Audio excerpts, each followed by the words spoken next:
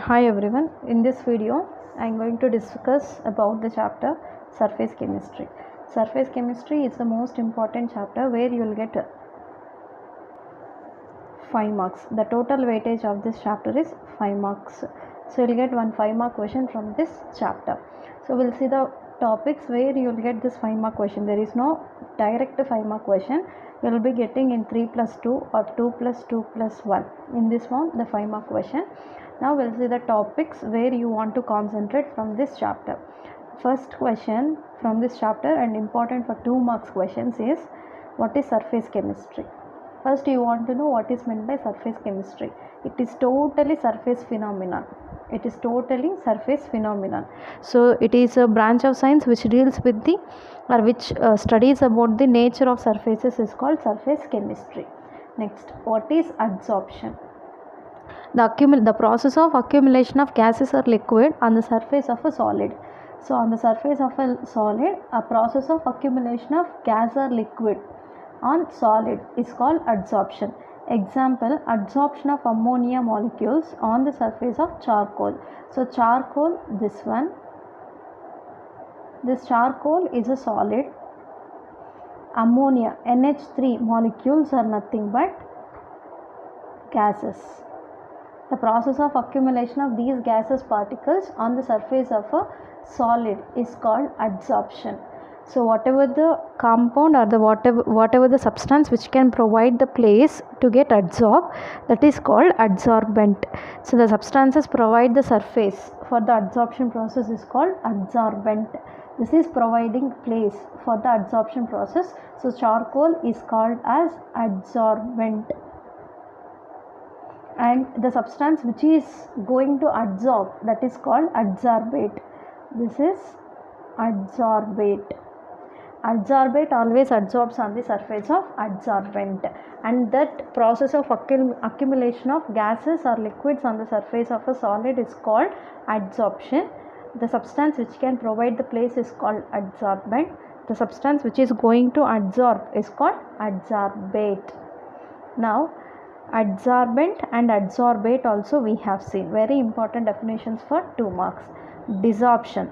Desorption is quite opposite for adsorption. The process of removal of these particles from the surface of a substance is called desorption. The process of removal of gaseous or liquid particles from the surface of a solid is called desorption. Next, cause for the desorption. So cause for the adsorption or desorption is only residual forces or imbalanced forces. Residual or imbalanced forces are cause for adsorption. This is not desorption, adsorption. Cause for adsorption is residual forces or imbalanced forces or unbalanced forces. That unbalanced forces want to get balance with each other, so it will give place for the other molecule to get accumulate on its surface. Thereby the unbalanced forces can become balanced. That is the reason for the cause of adsorption. Next, sorption. Sorption is a process where simultaneously both absorption and adsorption will take place. Both absorption and adsorption will take place. Adsorption, just now I have defined, it is just accumulation of gaseous or liquid particles on the surface of a solid, that is called adsorption. Whereas absorption is not a surface phenomenon, it is a bulk phenomenon. This is called bulk of a substance. So along with the accumulation of particles on the surface, if it penetrates into the bulk of a substance, then that is said to be absorption. Example, dipping of a chalk piece in water. So when you dip a chalk piece in water, what happens? The water molecules not only adsorb on the surface, they also penetrate into the inside part of the chalk. Then that process is called adsorption. Next, absorption. When you dip a pen in water, what happens? All water molecules will adsorb only on the surface. They do not penetrate into the bulk of this pen, so that we can say it is a surface phenomenon. Adsorption is a surface phenomenon, absorption is a bulk phenomenon. Next, differences between adsorption and absorption, very important for 3 marks. All these definitions are examples important for 2 marks. Next, value of delta G, delta H and delta S on during this adsorption process. How this delta G, delta H and delta S changes. So delta G will be negative, delta H will be negative, delta S is also negative along with the adsorption. So during adsorption process, change in Gibbs free energy is negative, change in enthalpy is negative, change in entropy is also negative. Next, adsorption is exothermic. Why? Because it releases some amount of heat energy. So we can say heat of adsorption is always exothermic in nature. Next, types of adsorption and differences, very much important for 3 marks. So there are 2 types of adsorptions, physical adsorption and chemical adsorption. Physical adsorption is also known as physisorption. Chemical adsorption is also known as chemisorption. So the difference between these two are very much important for 3 marks. So differences between physisorption and chemisorption. So here I have given few differences between them.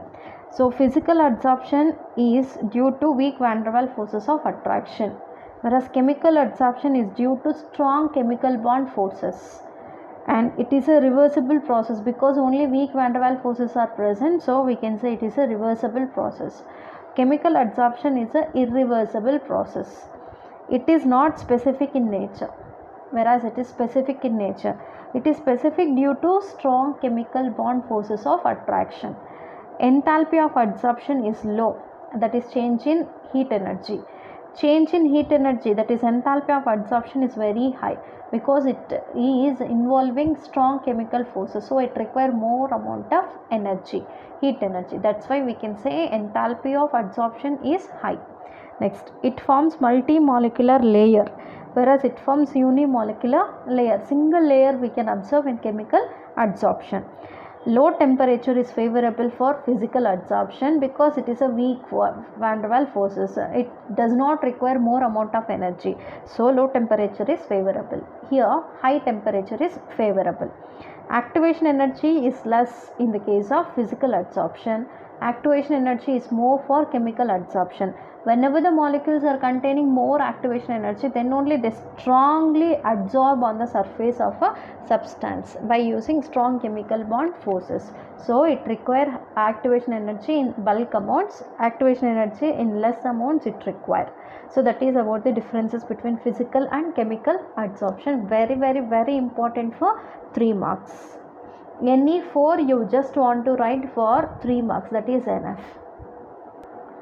Next question is, enthalpy of adsorption is low in physical adsorption. Why?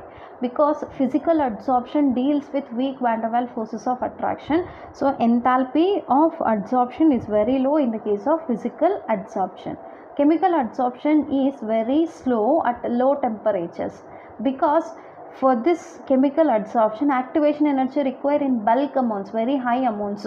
So it is very low at low temperature, whereas very fast at high temperatures, because the activation energy required for these chemical adsorption is very high. That's why at low temperatures they are very slow. Next, enthalpy of adsorption is high in chemical adsorption. This is due to the formation of strong chemical bond forces. What is adsorption isotherm? Adsorption isotherm is nothing but the curve which is obtained by plotting the rate of adsorption against pressure at a constant temperature. Here we are plotting a graph between the two terms. So here we are plotting a graph between the rate of adsorption, that is x by m. This term indicates rate of adsorption against pressure. Pressure is indicated by P.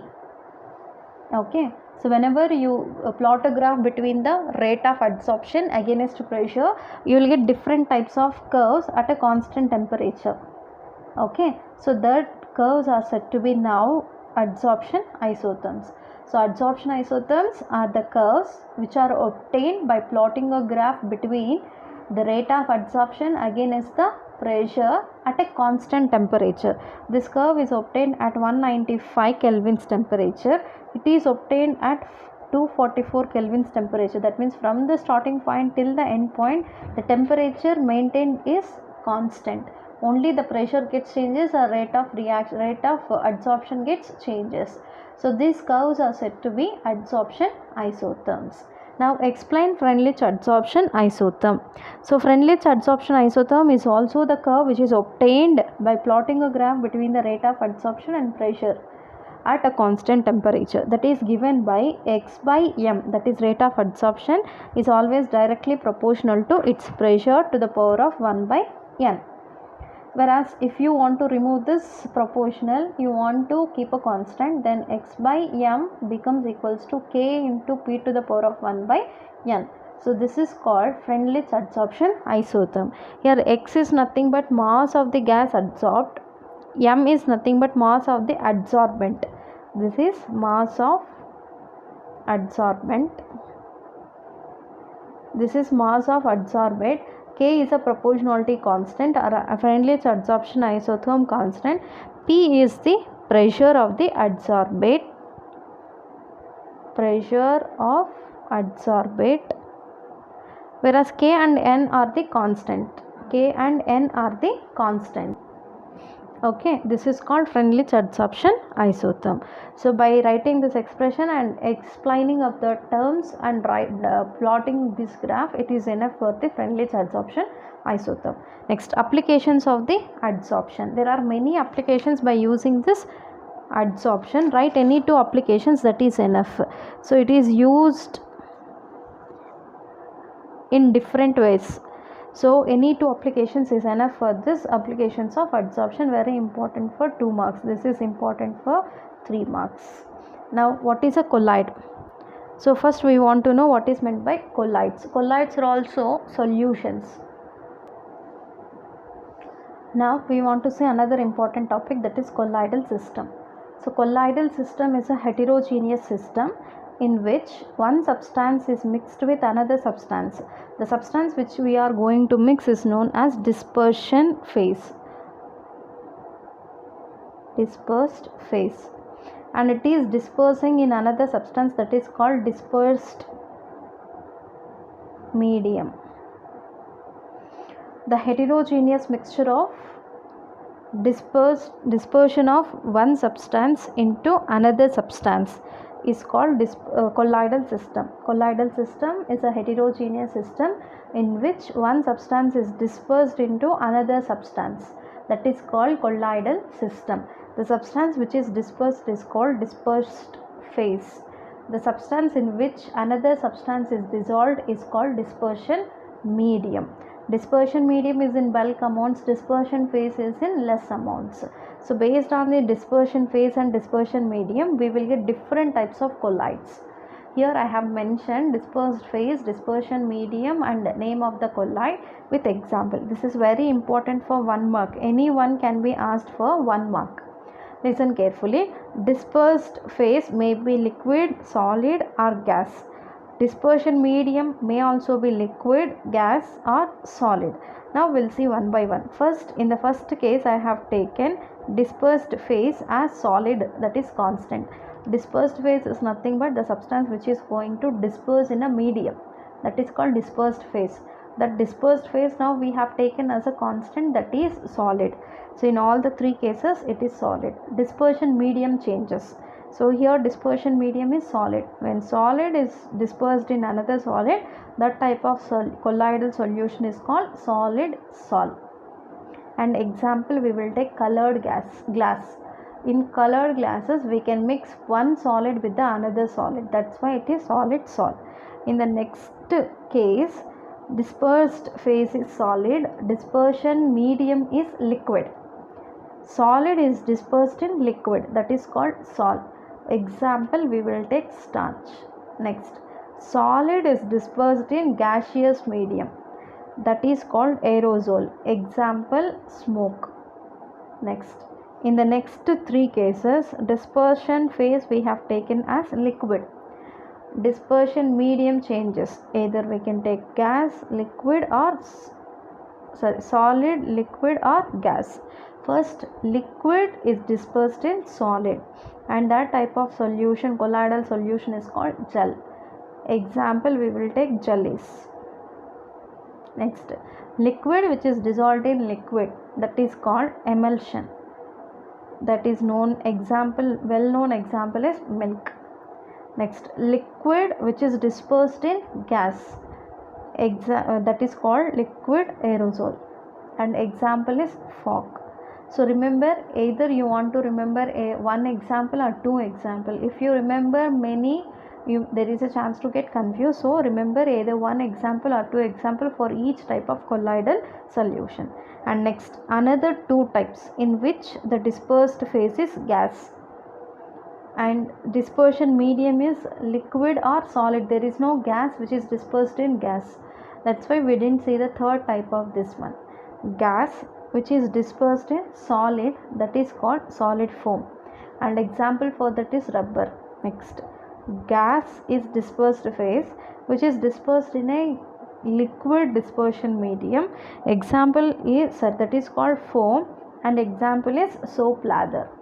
So that is about the different types of dispersed phases and dispersed mediums. Based on the dispersed phase and medium, we can divide colloidal solutions into different types, and we have each and every one there is an example for this type of colloidal solutions. Among these 8 types, at least one can be asked for 1 mark. Next question is, what is sol-gel emulsion? So important definitions for 2 marks. Next, differences between lyophilic and lyophobic colloids. So that is also I have given. Write any 3 differences between them, that is enough for this, and it is important for 3 marks. Next, Kraft temperature. This Kraft temperature is indicated by KT. So this is called Kraft temperature, the temperature at which micelle formation takes place. The temperature above which micelle formation takes place is called Kraft temperature. This is the temperature, above this temperature micelle formation will takes place, which is known as Kraft temperature, indicated by KT. Next, CMC. CMC is nothing but critical micelle concentration. Critical micelle concentration. The formation of micelle takes place above a particular concentration. Above a particular concentration, micelle formation will takes place. So that concentration is known as critical micelle concentration. The concentration above which the formation of micelle will takes place, that is called critical micelle concentration. Next, what are soaps? So soaps are nothing but sodium or potassium salts of longest fatty acids. So these are said to be potassium or sodium salts of higher fatty acids or longest fatty acid chain is called soap. Important for 2 marks definition. Next, Bredig-R method. So Bredig-R method is used to prepare colloidal solutions. So those colloidal solutions are also known as salts. So this is used to explain about the Bredig-R method. In this Bredig-R method, we can prepare different types of colloidal solution. Especially we can prepare metallic solutions by using this Bredig-R method. To prepare this colloidal solutions or metal solutions, first we have to take a vessel. Into that vessel, take 2 metallic electrodes. So these metallic electrodes, which is one containing positive charge, other containing negative charge, considered as cathode and anode. So these cathodes and anodes are taken into a vessel which is connected to an arc. This arc can produce a spark for the formation of metal salts. So we have to take arc. This arc can produce a spark for the formation of metal salts. Now this total apparatus is kept in a vessel which is containing water and alkali. So here in the place of alkali we are taking potassium hydroxide. So this potassium hydroxide role is to stabilize the gold salt. So once the spark is produced, the gold salt get evaporated. The evaporated gold salt can be collected, cooled and stabilized by this KOH, which can act as an alkali. Okay, now this total setup is kept in another vessel which is containing ice and salt. Now we'll see the total process in this method, how the metallic salt is prepared. So first thing, our first point related to Bredig-R method, it is used to prepare metal salts, especially gold salts, silver salts, platinum salts and so on. Next, two gold rods are dipped. This is one gold rod and this is another gold rod. These two gold rods are dipped in H2O and water, H2O and alkali, that is KOH. Here we have taken KOH to stabilize this gold salt. Next, this total vessel is kept in a freezing mixture which contains ice and salt. Next, arc struck between two rods. This is the electric arc. This arc is struck between the two metallic rods and this is used to produce the spark. Once the spark is produced by the electric arc, automatically the gold salt is get evaporated from the metallic rods. So those vapors are cooled to form the gold salt. Finally, we have prepared this gold salt. This can be stabilized by this KOH, that is a alkali. So that is about the Braddock's arc method. Next, so peptization. Another important definition for 2 marks is peptization. So peptidation is a process of conversion of freshly prepared precipitate into a colloidal solution by adding a electrolyte. By adding a electrolyte is called peptization. So the process of conversion of freshly prepared precipitate into a colloidal solution by the addition of electrolyte is called peptization process. Okay, example, here we can take FeOH taken thrice as a electrolyte to prepare this colloidal solution by this peptization process. Okay, it is prepared by adding ferric chloride, not ferric hydroxide, ferric chloride, FeCl3. So this can be acting as an electrolyte for the conversion of precipitate into a colloidal solution. So FeCl3 is acting as a electrolyte for the conversion or peptizing agent. This is acting as an electrolyte or peptizing agent for the conversion of a precipitate into colloidal solution. Next, what is dialysis, electrodialysis and Tyndall effect? Very important properties of the colloidal solutions. Among all, this Tyndall effect is most important one. Tyndall effect is nothing but the scattering of the light by the colloidal particles. In this beaker I have taken colloidal solution. This colloidal solution containing several colloidal particles. Whenever you pass the light, this light is scattered by the colloidal particles and in the colloidal solution to form a cone-like structure. This cone-like structure is called Tyndall cone and the process or the effect is called Tyndall effect. So when you pass light through the colloidal solution, this light is scattered by the colloidal particles present in the colloidal solution to form Tyndall cone and the phenomenon is called Tyndall effect. That's it. That is very important for 2 marks. Next question is Brownian moment. Brownian moment is also one of the property of colloidal solution, that is zigzag movement of colloidal particle in a solution is called Brownian moment. Next, zeta potential. The potential difference between the fixed layer and the diffused layer of oppositely charged around the colloidal particles is called zeta potential.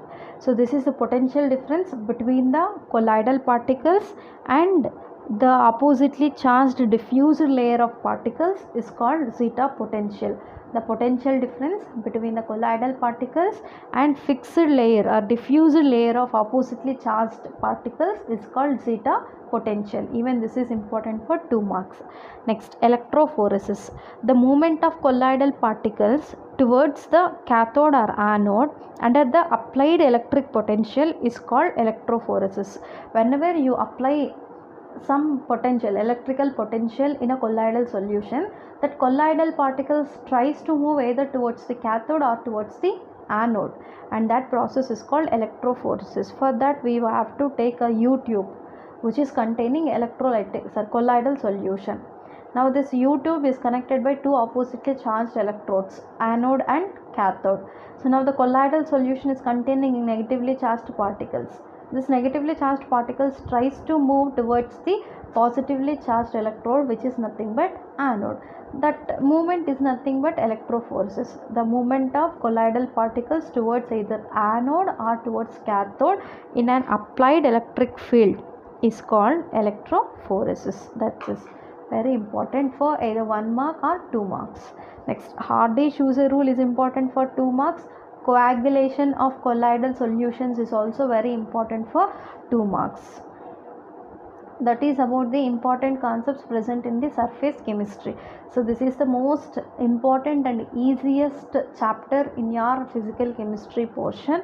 So you may get a 5 mark question from this chapter, but it is not a direct question. It may be in the 2+3 form or 2+2+1 form.